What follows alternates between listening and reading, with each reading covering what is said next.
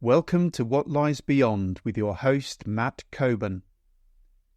Conversations on consciousness science, the paranormal, and the post-material future. Visit us and subscribe on whatliesbeyond.substack.com. Today my guest is Professor Ed Kelly. Ed has a BA in psychology from Yale and a PhD in psycholinguistics and cognitive science from Harvard. From 2002 to the present, he has been a research professor in the Division of Perceptual Studies, which is part of the Department of Psychiatry and Neurobiological Sciences at the University of Virginia. His research interests are psychical research and functional neuroimaging. Ed is also a member of the Survival Seminar, or SURSEM group at Esalen. The SURSEM group was formed in 1998 to examine and collate evidence suggestive of the survival of human personality beyond bodily death. The group ended up producing 3 large volumes exploring post-materialist theories of consciousness. These were Irreducible Mind in 2007, Beyond Physicalism in 2015, and Consciousness Unbound in 2021. Each of these volumes is co-edited by Ed. In today's talk, we discussed Ed's early disillusion with the theory of computer as mind and his lab work with a psychic star that convinced him of the reality of psi phenomena. We go on to discuss his work with the SURSEM group, developing an alternative to mainstream materialist theories of mind and consciousness. We finish looking at signs that a major revolution might be underway in terms of our understanding of life and consciousness.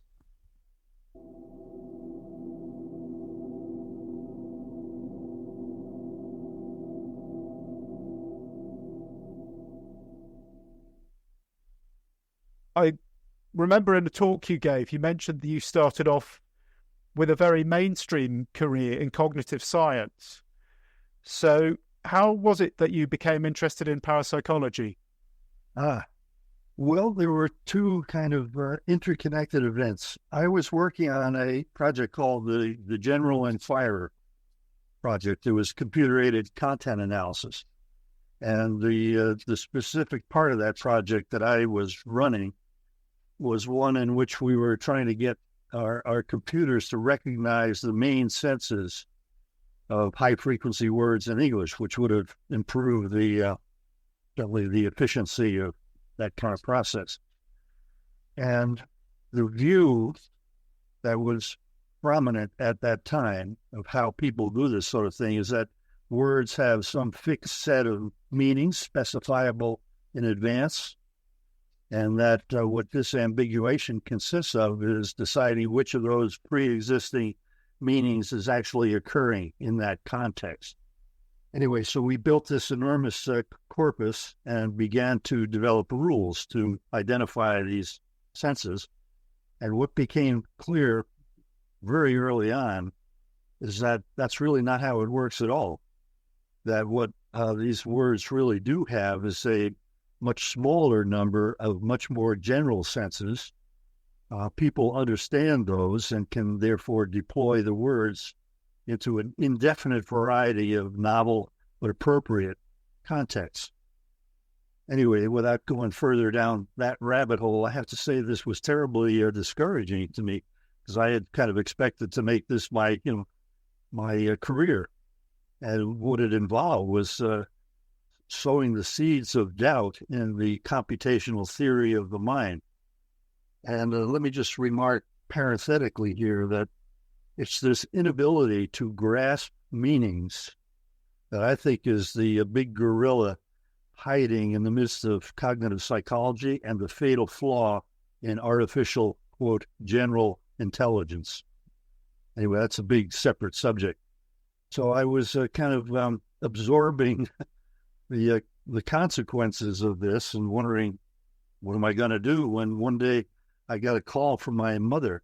This was in the middle of a weekday afternoon. This is not a normal thing to happen. As she informed me, obviously with some concern about it, that my only sibling, an older sister, had become a medium. And clearly she was hoping that I, as a graduate student in psychology, would know what this is all about and could reassure her, no problem. Well, I didn't have the slightest idea what she was talking about. And so I had to go to the library and start snooping around. Quickly discovered, William James's enormous interest in the subject and all that. And to make a long story short, I began to look into the subject. In particular, I hadn't even known that there was this quite large literature of experimental parapsychology in which people were using the same kind of experimental and statistical procedures that we were being taught, to investigate all kinds of mostly pretty uninteresting things to these phenomena that, according to the prevailing view, scientific view, shouldn't happen, and yet they seem to be happening. I found that interesting rather than threatening, and started to read more about it when I could. That eventually led me to correspond for a while with Joseph Banks Ryan down in Durham, North Carolina. He had recently moved out of the psychology department at Duke, retired basically, gone across the street to a private nonprofit research institute, the Institute for Parapsychology. And I eventually went down to Durham to work there. It was my first job. I did a postdoc here in computational linguistics, but I have to confess I spent most of it reading about psychical research instead of doing my computational linguistics. Anyway, so I started in January 1972, and I'd only been there a bit over a month when a guy appeared who is without doubt one of the best subjects ever to appear in a parapsychology laboratory. He was at Yale Law School at the time, in the same class with the Clintons, by the way, and Clarence Thomas.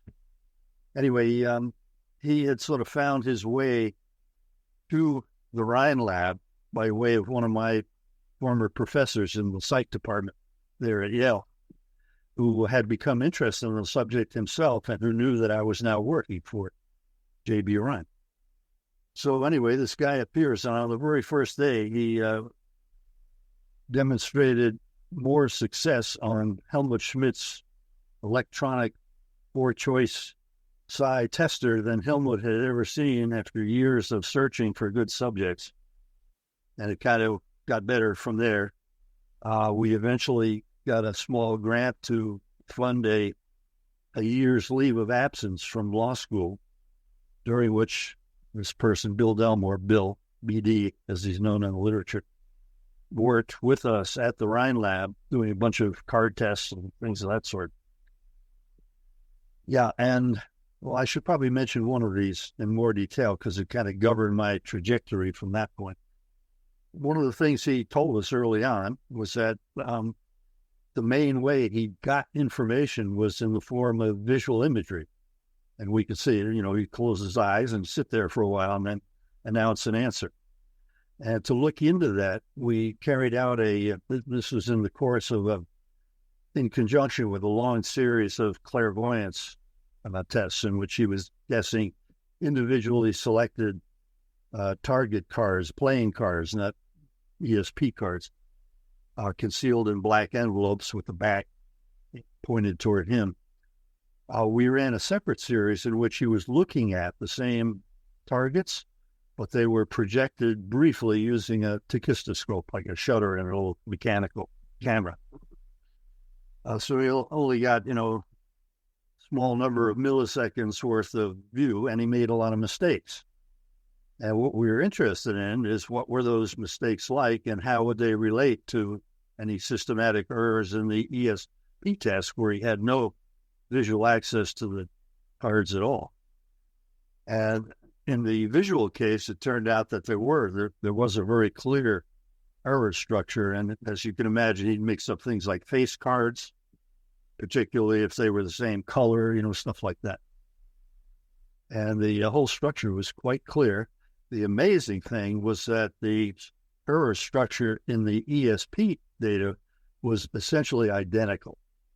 And we took this as confirming his self-description that however the information got into him in the first place, it got to his consciousness in the form of visual imagery, at least much of the time.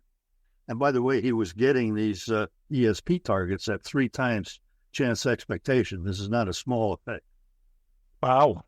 Yeah. So, I mean, there's quite a few things to unpick there. So let's just go back to the beginning. So what you were saying is that you began to become disillusioned by the promise of the sort of cognitive and artificial intelligence revolution. Yeah. And then by chance, because of this phone call about your sister, you discovered a side of the early history of psychology that had almost been, well, forgotten or pushed to one side. I must say that's very interesting because in 2013, I went to see a science museum had a big exhibition on the brain. And one of the people they mentioned was a man called Gustav Fechner, who founded psychophysics. And it mentioned, this man founded psychophysics. But I happen to know that he'd also been an ardent believer in life after death and psi phenomena. And of course, this was not mentioned at all in the exhibition. Right. Yeah. Psychical research really was very active and contributory to psychology in the early days as it was taking shape. And particularly in the U.S. anyhow, after the death of William James, the enemies of psychical research really invested enormous energy in drawing the boundaries of the discipline in such a way as to exclude psychical research. They were embarrassed by it. So this includes the history of William James, doesn't it? Yeah. I mean, his body was barely cool when Watson issued his behaviorist manifesto in 1913. It's really a bizarre document. If you go back and read it now, it's shocking that anybody took it seriously. It was imitating physics, basically, was what we were to do scientifically. You actually had direct experience of what seemed to be quite a strong and persistent psi ability that from your description, it seems to match up very well with what has been found in things like remote viewing experiments. So you're talking about primarily visual impressions, but also systematic mistakes. And in fact, one of the things we noticed early on was that for much of the time in these card experiments, he'd be just like you and me and not doing very well. And then something would seem to change and he'd reel off a string of hits or near misses. So he talked about this, his efforts to, on any particular occasion, to kind of home in on what was going to work that day. This imagery stuff, it could appear anywhere. Could be big or little, go in any direction, be well colored or not. So he had to kind of adjust his process on a day-by-day basis. And we could often see that happening. He'd sort of get into the groove, do well for a while, and then drop out as though something had changed internally that made it no longer possible for him to continue at that rate. But it was quite conspicuous. And we actually, later on, I did a study of a bunch of data sets collected from high scoring subjects and found that kind of stuff in most of them.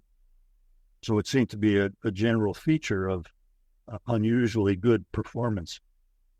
Yeah, but going back to this, this visual-like confusions thing, what it inspired me to do was to become way more interested than I ever had been before in looking at brain activity in relation to this cognitive skill, because it really seemed as though, just before he announced the decision, something was going on that involved the creation and passage, whatever, of visual imagery. And I thought, somewhat naively, I must say, well, what if we had a few EEG electrodes on that skull and could measure. There'd be lots of reasons why finding that kind of correlation could be really important, to anchor psi in something else. It's not just a free-floating anomaly. We'd already have a certain amount of statistical control in the sense that if we identified such things, we could do a new experiment, look for that feature, measure it trial by trial, with the expectation that when that feature is present, the scoring rate will be better. Furthermore, if that turned out to be true, we could start looking into things like how do we create or stabilize that condition, whatever it is, with the expectation that performance will be better. And then we could also think about things like, who's the real source of psi in this experiment? Was it Helmut yesterday when the targets were being generated, or the subject today when he gets to see them played through the electronic coin flipper? That kind of stuff. Lots of reasons why it'd be great. And it so happened there was a group over in the electrical engineering department at Duke who were already kind of headed in that direction. They were more interested in EEG feedback as an aid to meditation. But they were all open to the possibility of psi, not disturbed by that at all.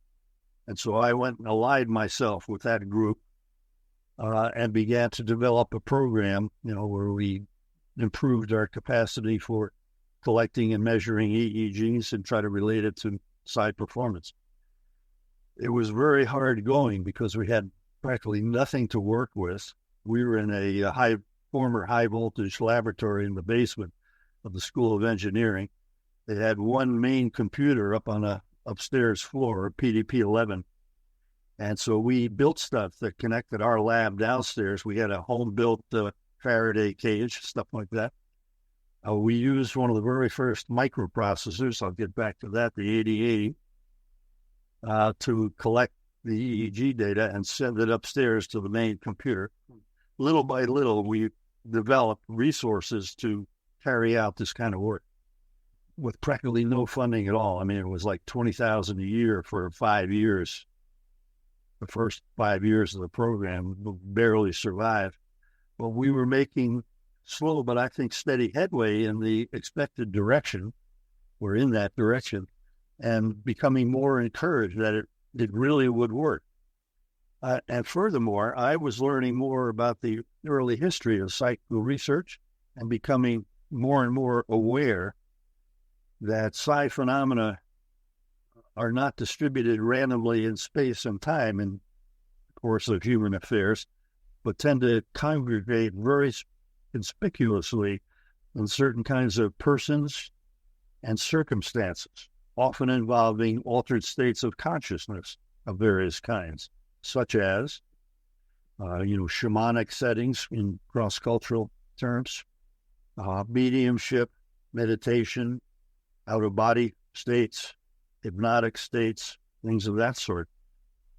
So over that period of time, this was between 1973 and about 1983, we gradually elaborated a framework for carrying this kind of research forward, centered on intense longitudinal studies of people like this Bill Belmore, who either already had conspicuous skills at psi tasks, or who had the ability to get into one or more of these kind of states that we had identified as conducive to psi, with the expectation that those would be relatively easy to study physiologically. And if we could get good at producing the states, psi would probably come along for the ride. I still think that's the way to go, by the way, and that we've wasted a lot of time doing psi research with unselected subjects. I mean, people can disagree about these things, but if I were interested in studying, some unusual physical skill, for example, I would look for people who had that skill in order to study it. I think it's a more efficient way to go. So I hope we'll see more of that in the future. And let me just mention here that in 1983, it became apparent that our program was doomed at Duke. we got a guy in as the new dean of the School of Engineering, who had been Bob John's assistant dean at Princeton during the period of the Pear Lab there. And it was clear the day I met him that he had decided that there wasn't going to be any of that kind of stuff going on in his School of Engineering. So we were doomed. And I then went off on a long sort of detour through mainstream neuroscience, actually doing work on somatosensory neuroscience in humans, touch basically with natural tactile stimuli.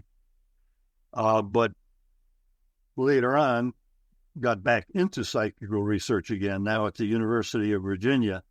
And we have created there a really excellent neuroimaging facility, which David Acunzo will now be the director of. I'm sort of at the end of my run, and he's my hand-picked successor. He's a guy who's very talented, and I think will do a great job of capitalizing on that resource. So anybody listening to this who is interested in that kind of work, or perhaps has those kind of abilities, please contact us. You can find DOPS through, just Google on DOPS, DOPS, space UVA for University of Virginia, and you'll get right to our facility. Lots of background information there. So, we're heading in the good direction, but couldn't sustain it at the time. We now have stuff that we could only dream about back in the old days, and hope to get to use it effectively, more effectively going forward.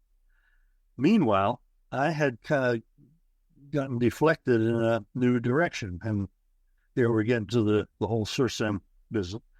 The word SURSEM is short for Survival Seminar.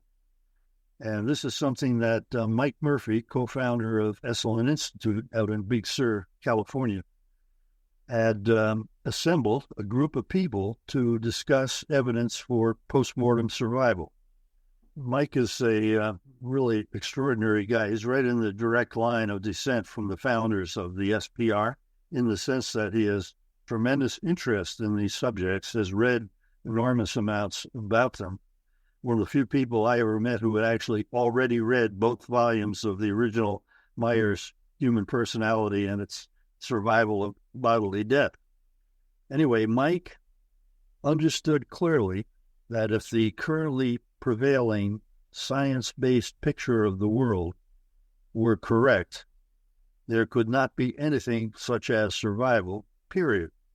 And yet, for the past 150 years or so, people have been producing evidence suggestive of the possibility that at least some of us survive for some unknown period of time under mostly unknown circumstances, the deaths of our bodies. What's been accomplished so far is not very much, but it's already extremely significant in terms of our understanding of what this place is like, that we're living in it. And maybe I should say a bit more about that. I mean, the prevailing view, we don't have to dwell on this in great detail. Everybody knows basically what we're talking about. Materialism, as it used to be called, physicalism now in its kind of desiccated modern variant. Reality exists out there, independent of us. We and it consist at bottom of some kind of mindless, self-existent stuff whirling around in fields of force in accord with mathematical laws, and everything else has to come from that. Space and time are just there from the beginning, a ready-made container for whatever happens. We're just immensely complicated biological machines operating deterministically. There can't be anything like free will. And when we die and our brains rot, we certainly can't continue in any form. It's perfectly clear. On a more sort of cosmic scale, we don't see any signs of teleological influence in nature or any kind of transcendent order. And as Steven Weinberg, the Nobel Prize-winning physicist, put it, the more we learn about nature, the more it all seems pointless, or words to that effect. Anyway, so this is a pretty bleak picture, but it's what, and by the way, it's based entirely on classical physics as it had evolved up to the late 19th century. And it's not a scientific doctrine, it's a philosophical one based on that kind of science. And yet, it has taken hold of our civilization, partly because of its undeniable practical successes. I mean, we have all these goodies now, thanks to this picture of how the world is. And a lot of people confuse that with proof that it's correct. And there was actually, particularly in the United States, I think, but really worldwide, I suppose, there was a concerted effort to make this the received wisdom of opinion elites everywhere. You know, really? Yeah, the secular humanist movement in the U.S. It started basically by creating this historically false narrative that there's inevitable conflict between science and religion. Yeah. That was certainly not true among the founders of modern science. And I don't think it is true. They gained control of some of the big levers of society, like our educational system. I mean, this is the stuff that we're taught from the time we're little kids in school. It's what most scientists believe, at least in their day jobs, outside of physics. I mean, physicists know that there are big problems there. But most scientists in, areas from biology to neuroscience, cognitive neuroscience, psychology, the behavioral sciences generally, all of us kind of in those territories presume that this is the scientifically correct picture of things. When you're actually practicing within sort of mainstream academia, it is almost like the water you swim in, isn't it? Yeah. So it's not even explicitly taught a lot of the time. It's just something that's assumed. Yes. That's it exactly. It's just assumed. I was certainly, in that camp as a beginning graduate student. I regarded it as not only unquestioned, but really unquestionable. And in fact, a lot of people, it really does amount to a kind of secular faith, and they don't like it when people challenge it in any way. Anybody involved in psycho research has seen that, for example. Some people just go ballistic when they're confronted with this kind of evidence. That's true. I've seen several examples of that, but I've seen that before as well in terms of the sheer emotion amongst some academics, the almost anger and bewilderment. Yeah. It's something to behold. It really is. Yeah, I agree. Yeah, I've seen it in both directions, actually. A lot of people cannot respond rationally to this subject. They're either excessively hostile to it or excessively accepting of it. I mean, everybody who gets into this area needs to keep their antennae up for, crazy stuff. I mean, we have a big lunatic fringe. Yes. Be very careful about how we do everything. Yes, absolutely. And I think what I find frustrating is that even if you underline the importance of critical thinking, and absolutely it's crucial, quite often these nuances get bypassed in the very polarized debate. And I've noticed this in academic fora, but I've also noticed this on social media. And it's a very frustrating situation when you're trying to, be taken seriously as a scientific pursuit. Yeah. I think probably most scientists learn what little they ever learn about the subject, looking at the headlines in the checkout counter at the grocery store, which were probably in the National Enquirer or something of that sort in the U.S. And so lots of people form opinions based on too little information. And there's certainly a built-in tendency worldwide to reject this kind of stuff simply on grounds that the prevailing supposedly science-based worldview seems to rule them out. I mean, a conspicuous example of that occurred in 2018 and 19. Edsel Cardenio published his an excellent review of a lot of main areas of experimental research in parapsychology. This was in the American Psychologist, flagship journal of the American Psychological Association. And it was followed supposedly coincidentally in the next issue by an article by two psychologists, mind you, who not only chastised us for not having a theory of psi, but claimed that there could never be one because these phenomena are ruled out by laws of physics and therefore can't occur. You feel free to ignore all the evidence because it can't be true. I mean, wow, that's astonishing. It's an astounding level of confidence in our knowledge for a start. Yes. The hubris. What can I say? Yeah. Okay, so the SERSEM project at Esalen, you eventually produced 3 enormous books, and the first one was Irreducible Mind. So was Irreducible Mind an attempt to counter some of that skepticism by pooling the evidence? Yeah.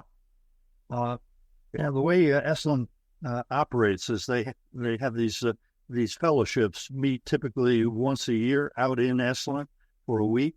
And then, of course, there can be background interactions among participants for the rest of the year.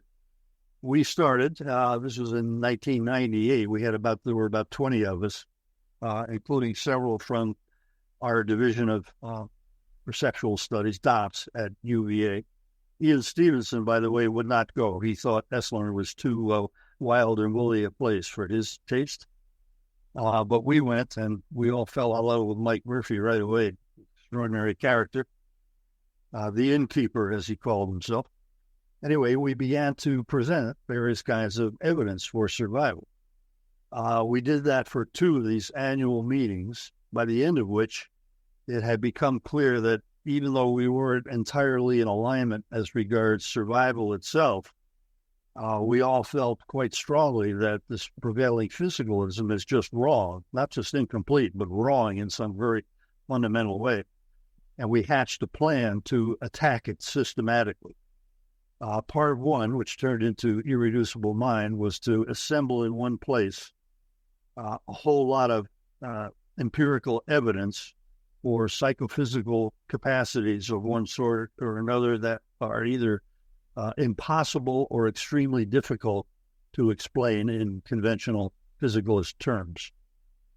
And having done that, we would then go on, we hoped, to try and get a fix on what sort of alternative conceptual framework or worldview or metaphysics, a terrifying word, might supplant physicalism.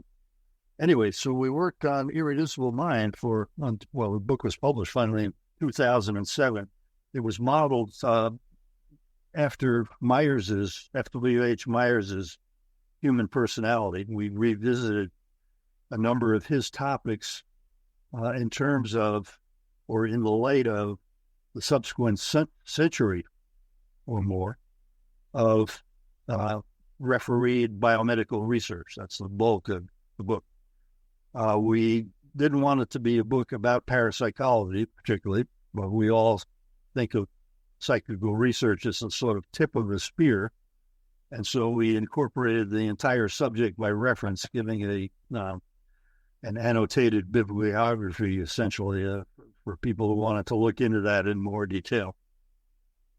Now, lots of scientists, psychologists in particular, would like to think that, well, yes, these psi phenomena are sort of nasty little anomaly, but we can safely, hide it in a closet somewhere and forget about it while we press on, with total success on all other fronts. Well, that's just not true. There are lots of other things that are almost equally difficult. So Emily, my wife, for example, produced a big chapter of very Myers-like form on psychophysical influence, starting from sort of generic stuff like how do you raise your arm to things that are increasingly difficult to accommodate within a physicalist point of view, ending up with things like stigmata, people who are intensely religious, have vivid imaginations, can reconstruct. They spontaneously bleed from their palms, right.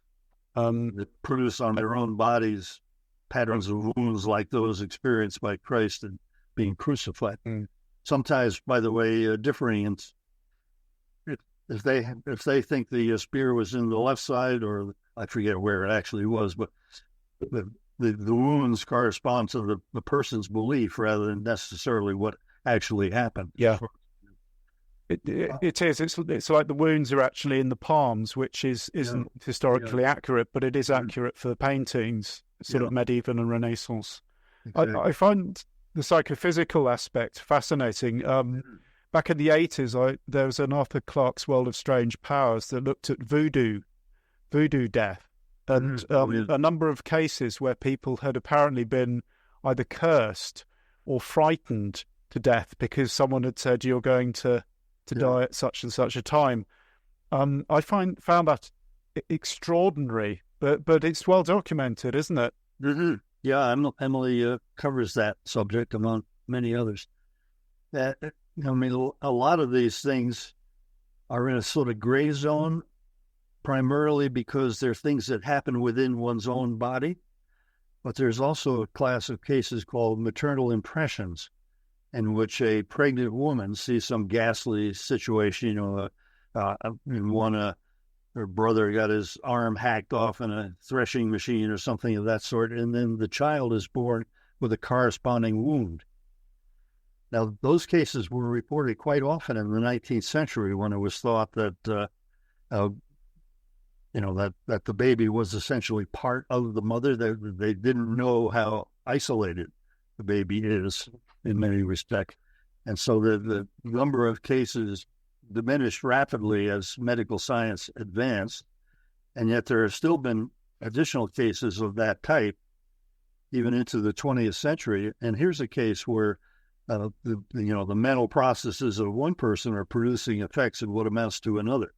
So they're even harder to explain away. Anyway, so that's one area. Another one, Adam Crabtree, who's a clinician and philosopher and historian, reviewed the literature on multiple personality and secondary centers of consciousness. And here the really interesting part is that sometimes these secondary personalities are far more capable than the normal everyday personality. And there can be, there a lot of unusual things happen. For example, secondary personalities can be markedly different in terms of pretty deep physiological characteristics, like the prescriptions for their eyeglasses, patterns of allergies, things of that sort. And furthermore, there's an asymmetry in consciousness, such that a secondary personality may know a good bit about what's going on in the primary personality, but not vice versa. And these things are all very hard to square with the conventional view of personality and its relationship to brains. Let's see, the next chapter is on things like OBEs and NDEs, near-death experiences. And in that arena, I'd like to focus particularly on one subset of near-death experiences that I think is of special significance to the whole theory situation. And these are NDEs that occur under conditions such as deep general anesthesia and or cardiac arrest. They often occur together, in which brain conditions believed by virtually all neuroscientists to be necessary for conscious experience of any sort have been severely degraded or abolished. And yet some of these patients, and it's not a small number, in Bruce Grayson's 1,000 cases, for example, it's on the order of 200 or 300. I forget the exact number. So a significant proportion of NDEs are of this type. And in some cases, the documentation is quite good of what the brain conditions were. And there are also what we call time anchors, in which patients not only claim to have experienced something, but to have experienced things that we can demonstrate occurred during the period of apparent unconsciousness, like something that happened in the operating room, which the patient couldn't have seen because she was blindfolded, or couldn't have heard because there were plugs in her ears and, clicks to measure brain function and all that, or down the hall or someplace far away, and yet can be verified as having happened. Without going on into all the gory details, cases of that sort, I think, show convincingly for people who are willing to actually study them and who accept the reality of psi and all that, that the mind, a person's mind, can function independently of the brain under some circumstances. I mean, it's clear that under normal conditions, what we experience is somehow very closely connected to operations of the brain and our sensory surfaces and all of that. But under these extremely unusual circumstances, consciousness can continue. Good books by Bruce Grayson and Tim Van Lommel, for example, to document these things. We also had chapters on genius, based mainly on Myers' own chapter on genius, which I think is a work of genius itself, even better on average than the whole book, which is a work of genius, in my opinion. And on mystical experience. And let me just say that I think one of the prime deliverances for me of the whole SURSEM experience has been to elevate my sense of the importance of mystical experience as provide experiences. I mean, this is not one small homogeneous category. It's a whole family of related experiences. But I've become convinced that they really do, as the mystics themselves typically think, provide windows into portions of reality that we normally have little or no access to, and need to be taken extremely seriously in the construction of our account of reality. Yes, I do too. It's partly from personal experience. I've had a number of quite intense mystical experiences, and I see. I think, yes, it's funny because I see psi phenomena as one side of the coin and mystical experience as the other, because to me, psi phenomena are the expression of a deep interconnectedness. For me, a lot of this is about interconnectedness. So we're not just, I think it's in the book actually, we're not just locked in our skulls. We're somehow extended beyond that. But most of the time, I think the illusion is that most of the time we're separate. And I think that was something that concerned a lot of the early theorists as well, wasn't it? Yeah, for sure. So what did Irreducible Mind accomplish? Well, I think two primary things. Number one, it really does assemble in one place a pretty convincing empirical case against the prevailing science-based worldview. I think for people who really take the trouble to study this evidence, including the evidence from psychical research, but not restricted to that, it will be clear that our science-based worldview needs to expand in some way in order to accommodate not only psi, but some of these other things, including mystical experiences, very importantly. You and Paul Marshall, by the way. Paul wrote an excellent review, as you did, too, of Irreducible Mind. That's how I made his acquaintance, and he's been involved in SURSEM ever since.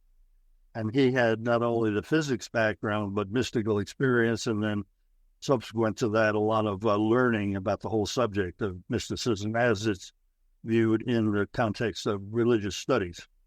So that's one thing. And by the way, I just started rereading Tom Nagel's book, Mind and Cosmos. I think it's actually... Me too. But by coincidence, me too. Yes, it's very good. Oh, yeah. I mean, it's beautifully written and very gutsy. I mean, it's fantastic. He's a long time, one of the prime members of the philosophy of mind community. Highly respected guy. He writes this short but very carefully constructed book and is brutalized by former colleagues like Steven Pinker, who's an art physicalist in the psychology community, basically writing him off as he used to be okay, but he's betrayed us kind of stuff. And I'm sure Tom Nagel knew that was coming, but he wrote his book anyhow, and I really admire him for having done it. But he's right. I mean, just the introduction to the book, Tom Nagel says something which to me is beyond obvious, which is we may not even have the tools in hand for a final theory of everything. And for me, science is only 400 or 500 years old. And I couldn't understand why that was rejected, because Yeah. it's obvious to me, isn't it? Really? Okay, so the other thing that Irreducible Mind accomplished, I think, was to provide a lot more evidence for a model of the mind-brain connection that was proposed jointly by Myers and William James. James was more explicit about the logic.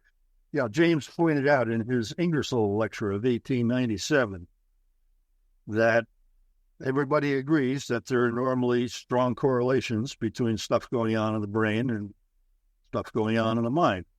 And we know for sure, for example, that if you get hit on the head hard enough, something's going to change in your mind, as it will if you ingest a psychedelic or drink too much or grow a brain tumor, that sort of stuff. And yet, I mean, we think that there's causality in the other direction, that mental things can cause physical things. So, I decide to raise an objection to Daniel Dennett's lecture, and I raise my arm to do that. Isn't that mental to physical causation? The physicalist will say, no, you just misunderstood the causality, because really that impulse you have, or that idea, or whatever, is really just a neural activity in your brain. That's what caused your arm to go up, no problem. And that's normally very hard to counter under ordinary circumstances, like raising your arm. And that's what Irreducible Mind attempted to get around by assembling in one place a whole lot of stuff that could not be done by an unaided brain and body. Anyway, James alludes to this everyday correlation between the mental and physical, which most people interpret as evidence for the physicalist picture of things, in which neurophysiological processes in brains manufacture the mind and consciousness. So, but that's not necessarily the case. It could be the brain activity is merely kind of shaping, constraining, limiting, focusing mental activity that originates somewhere else. And even though we don't normally think of things that way, it's perfectly reasonable to do so. It's not really any more metaphorical than the conventional way of thinking. And furthermore, that might help us to explain some of these odd things being dug up by F.W.H. Myers and his colleagues in psychical research. Anyway, I think the evidence that we assembled in Irreducible Mind supports that picture of things and leads, from a practical point of view, to the expectation that a major focus of ongoing research will concern studies of conditions in the brain that permit the expression of these normally hidden capacities. Myers and James both thought that this higher region of the mind, in which everyday consciousness is somehow embedded, that's the source of things like psi phenomena, genius, and mystical experiences. And we definitely have the tools now to investigate conditions under which those things can express themselves. I mean, the renaissance in psychedelic research, for example, is a hugely important factor in the present situation. And I have to say that if I were a young person just starting out on my career, I would go there as a fruitful pathway into the things of greatest interest, not only the clinical implications of psychedelics, but their theoretical implications. Because we now have, through psychedelics and meditation, more laboriously, ways of inducing mystical experiences under conditions where we can study them experimentally. I think we're going to learn a whole lot about what those conditions are going forward. Now, that was all well and good, but now comes the second part of our attack on physicalism, which is to try to identify something capable of replacing. This is by far the harder problem, in my opinion. Irreducible Mind was mainly a giant clerical job of hunting through vast amounts of biomedical literature and extracting portions relevant to our argument. But the question essentially is, okay, if physicalism is not correct, how must reality actually be constructed such that these peculiar things cataloged in Irreducible Mind and other places can happen? That's a way harder problem. We milled around for several years trying to figure out even how to approach it, eventually settled on a program within the constraints provided by who we had access to and what their academic knowledge and skills might be. We decided to review in depth a number of world historical schemes of various kinds, including mystically informed religious philosophies, some Western philosophical positions, and some modern positions among physicists, all of which were willing to take the phenomena seriously and try to figure out how they could occur. And that led to our second book, Beyond Physicalism, which came out in 2015. And in the next to last chapter of that book, I tried to, among other things, I tried to summarize where we had gotten to theoretically up to that point. And what that was, I mean, I based my summary primarily on the work of Myers and James. James, took Myers's model in the last decade of his life and extended it to the study of religious experiences and the varieties of religious experience. A lot of people either never noticed or have forgotten that James refers repeatedly to Myers. In that book, he says explicitly, I am using Myers' psychological model to try to explain these things. And right at the end of the varieties, he kind of hints at where he's headed. And those hints were really given full expression in his last book, published during his lifetime, A Pluralistic Universe, where Fechner plays an important part, along with a bunch of others. This is right about the time when the idealist systems created, particularly by the Germans, and then were carried over into British philosophy, they were starting to collapse, mainly under the impact of people like Russell and Moore, who were captivated by the success of modern physics and essentially articulated something like the physicalism that's now prevalent, argued against idealism. James had his own reasons for disliking some forms of idealism, particularly the absolute kinds of Bradley and others. And so in England, he gave this series of talks, which became this book, in which he essentially generalizes Myers's picture toward the possibility that there could be successively higher levels of integration, more and more complex forms of consciousness, eventuating in some highest form. We know virtually nothing about it, might not even, might not be able to understand it in any fundamental way, but it could be there. And he attempted to avoid some of the problems that he saw in absolute forms of idealism. And this would be a realist idealism as opposed to Berkeley-type subjective idealism.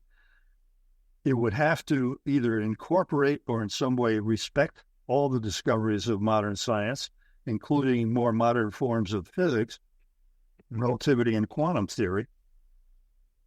And that's the task. And actually, I was really delighted to see Tom Nagel frame it in that form. We got to find a middle way between the old physicalism and the prevailing theistic alternative. There's got to be something in between that remains scientifically in a fundamental way, but allows us to deal with things that the prevailing view cannot accommodate. And that's basically exactly what we're doing. Then the third book, Consciousness Unbound, continued really both of the themes of the previous books. We have state of the science summaries in there of things like precognition, near-death experiences, and what we call DOPS, cases of the reincarnation type, where little kids are remembering things from a recent previous life that you can actually check up on to see whether they can be verified. And very few people are aware of this, but there are altogether have been something on the order of about 2,500 of these cases, many of which have been reported in excruciating detail, very carefully studied and documented. It's a very important new dimension of the evidence for survival. We then had 5 additional theoretical schemes of the sort that we had pulled together in Beyond Physicalism, including a couple that I think are especially promising and interesting. Well, for one thing, one of our members, what I described as kind of the central tendency, but we were by no means unanimous, and probably the most conspicuous sort of deviant member was Harold Ottmanspacher, who was a physicist and who was very involved in the dialogue between Carl Jung and Wolfgang Pauli, both of whom were strongly influenced by Ryan's experimental evidence for psi, and who attempted to move in a theoretical direction that they thought might accommodate phenomena of those kinds. Harold has evolved this into what he calls a dual aspect form of monism. And I've recently written a paper which is on the Essentia Foundation website, in which it's an essay review of Harold's latest book with Dean Rickles called Dual Aspect Monism and the Deep Structure of Meaning, in which I try to reel him back into the sort of center of gravity of our SURSEM theoretical group. Another one is by Federico Fagin. Federico is one of the major pioneers of the modern microelectronics industry.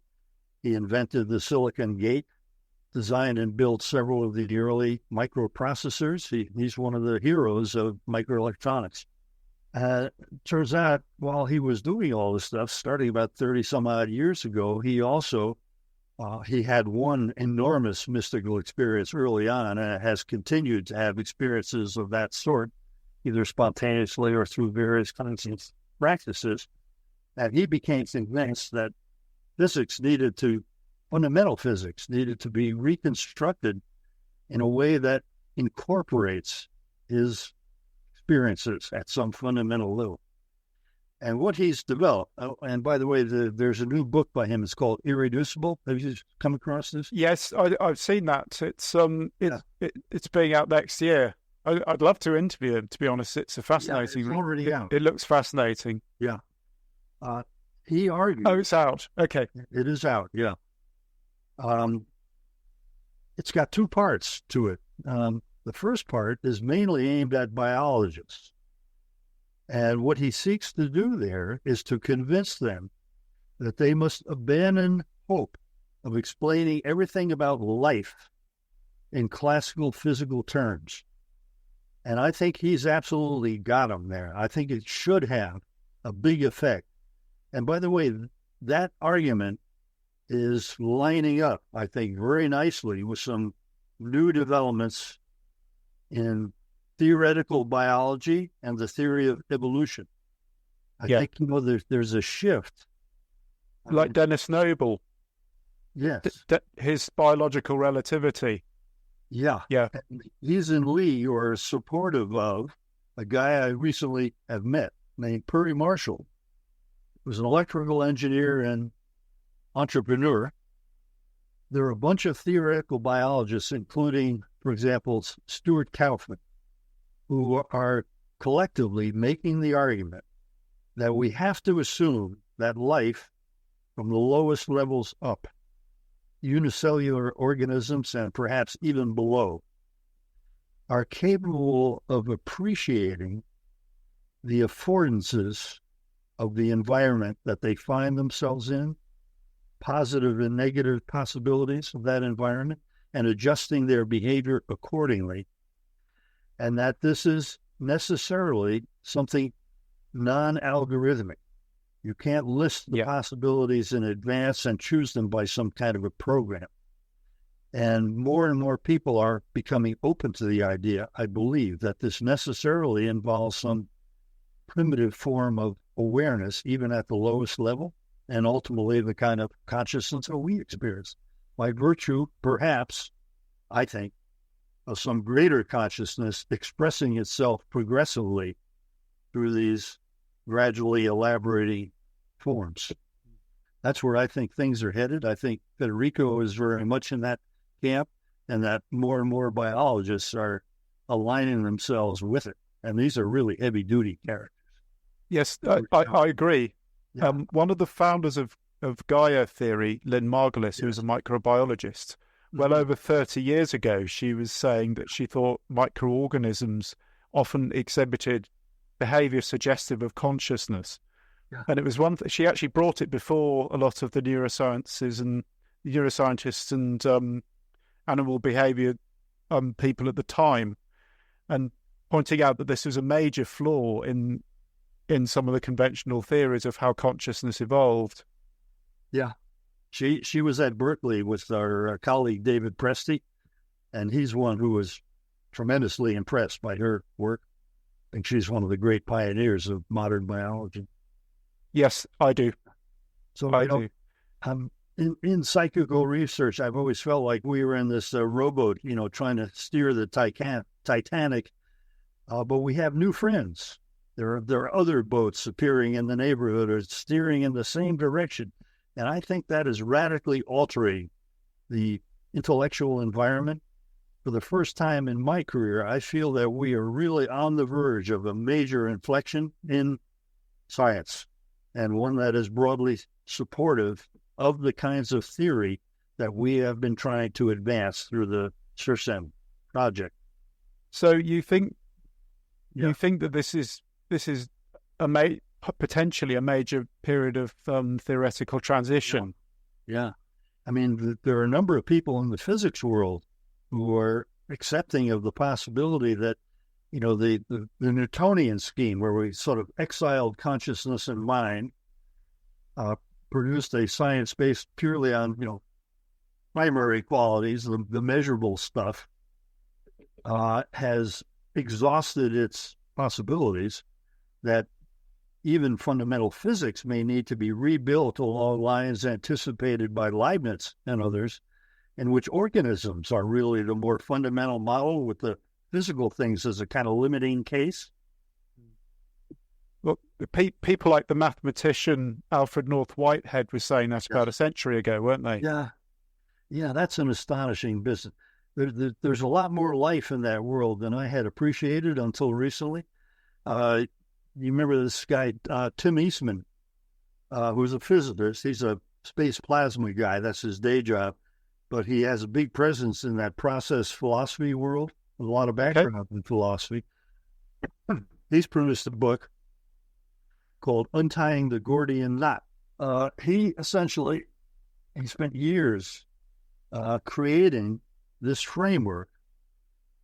He's done exactly what we have hoped to do, in the sense of mainly relying upon developments in physics, math, logic, and some closely allied sciences, tried to present an expanded framework, conceptual framework, which in his case, he wanted it explicitly to be capable of dealing with the phenomena cataloged in Irreducible Mind. Really? The last two chapters of his book, point to Irreducible Mind as saying, here's a bunch of stuff we've got to be able to deal with scientifically somehow. And here's how I think we can do it. So he and I have actually been engaged over the past couple of years now, trying to sort of narrow the gap between his approach, from the sort of bottom-up physics upward, and our realist, idealist framework from philosophy and neuroscience and biology. And I think we're making progress. We recently had this is post the Myers talk in July. At the end of July, we had a group of us got together, including Federico, Tim Eastman, Ruth Kastner, who's very much allied with Tim, and Barry Carr, who in his own way is promoting similar ideas. Everyday reality is the four-dimensional brain on the bulk, which is where the really interesting stuff is. Details still to be supplied.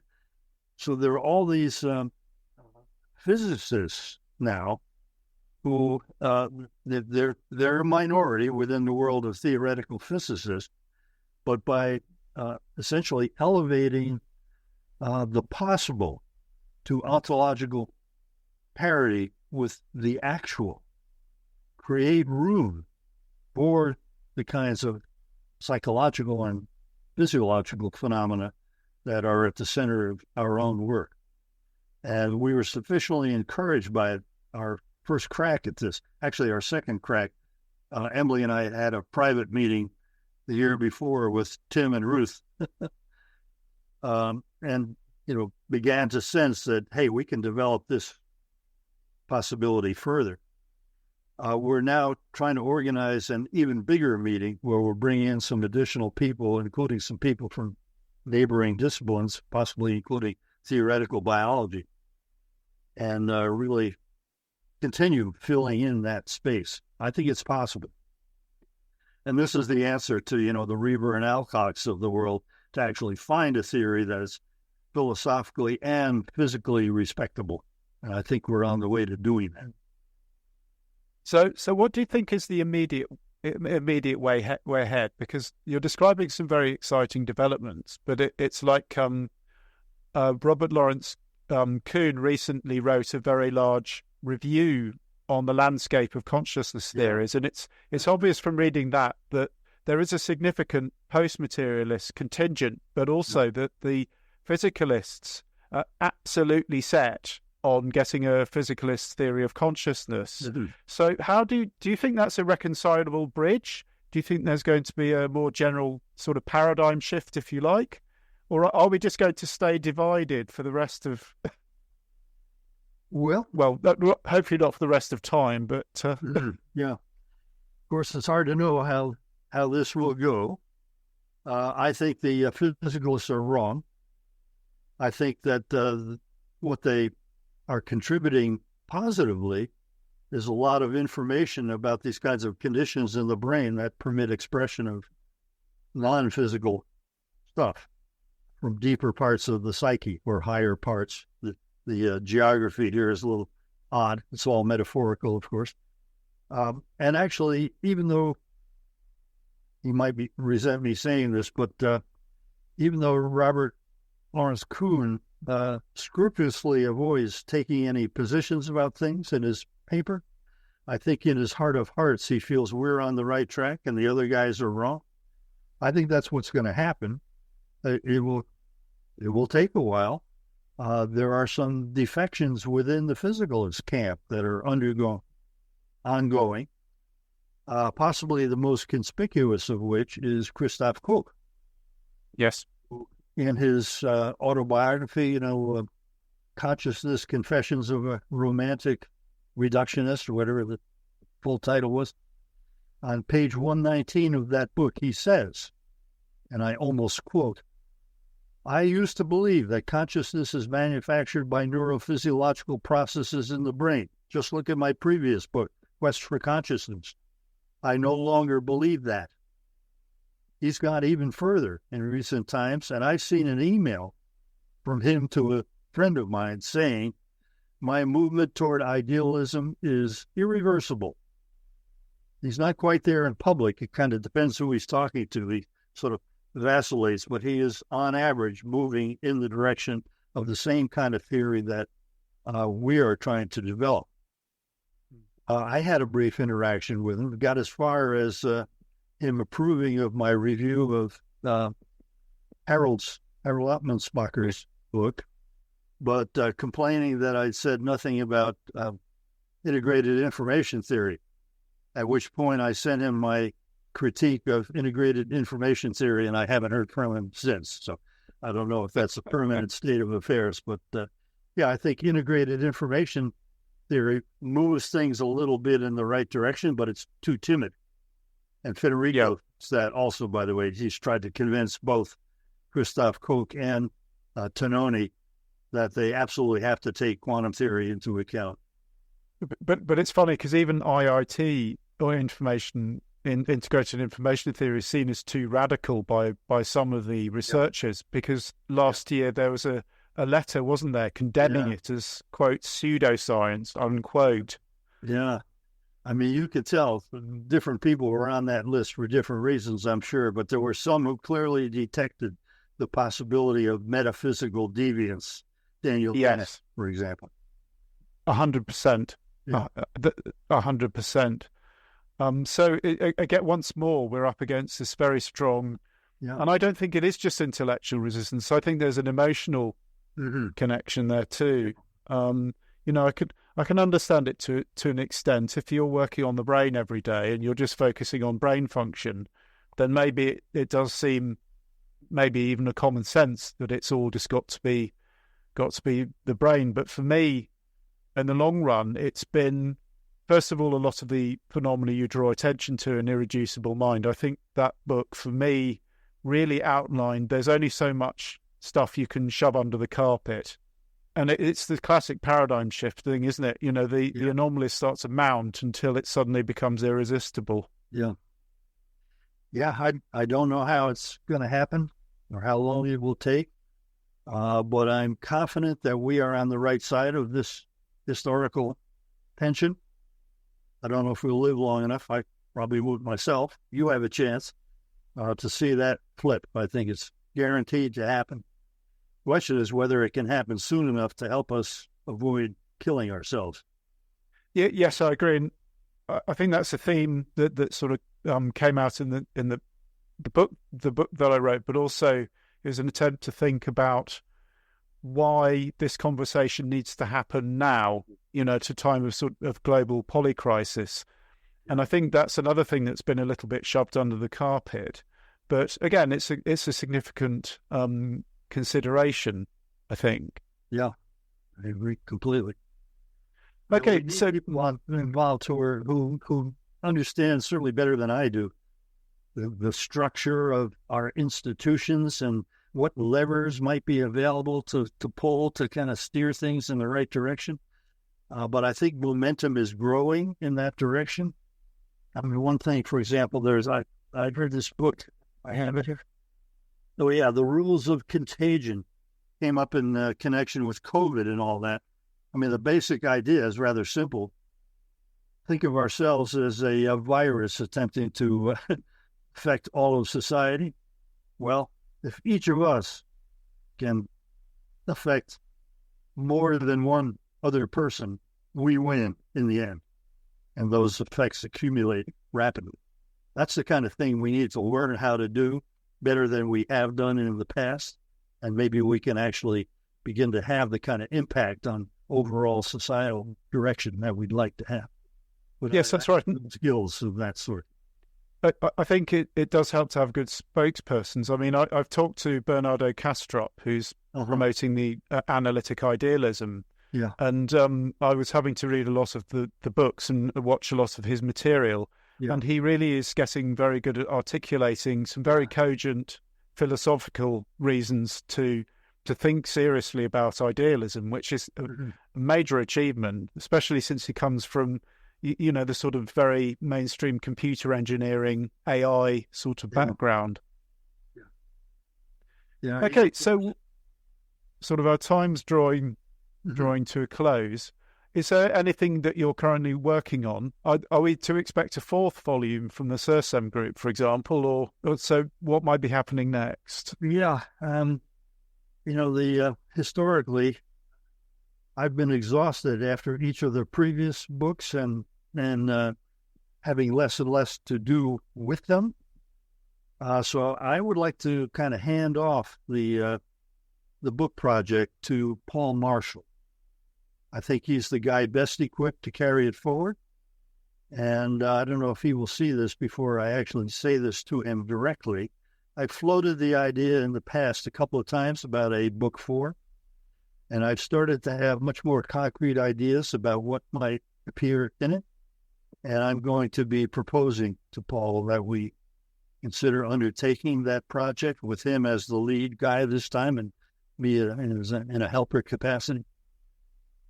So stay tuned. That's one definite possibility. I'm certainly going to continue these theory meetings in hopes of filling in that space between our theory and fundamental physics.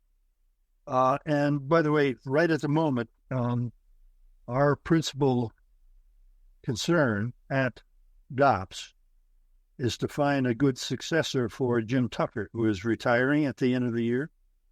Oh, really? That process is well underway. We have 3 candidates, one of whom I think is conspicuously the best of the lot in terms of preserving DOPS's traditional focus. So that process will come to a conclusion probably by November. And it's my main focus at the moment, to steer that. Okay. Well, I think we'll keep fingers crossed for that and await developments. Yeah. Well, thank you very much for a fascinating talk, Ed. I think you've provided a lot of food for thought, and I think consciousness studies currently is such a vibrant field. Yeah. And I really hope it moves in the directions that we've been discussing. Yeah. If I could venture a prediction, I think psychical research will be reabsorbed into consciousness studies. I hope so. Studies will expand and will make a home for psychical research. And in some ways, it might be good for it to wither away and be absorbed into that larger context. I think so too. I think it's so important that the psi phenomena are not seen as something on the side, but as an integral part of human cognition, if you like, and consciousness. Yeah. This is what to me is so appealing about Federico's theory. He not only brings consciousness back into psychology, he puts it absolutely at the center of everything, at the lowest level on up. Brilliant. Yeah. Ed, thanks very much. Very good. Thank you, Matt. I really enjoyed it.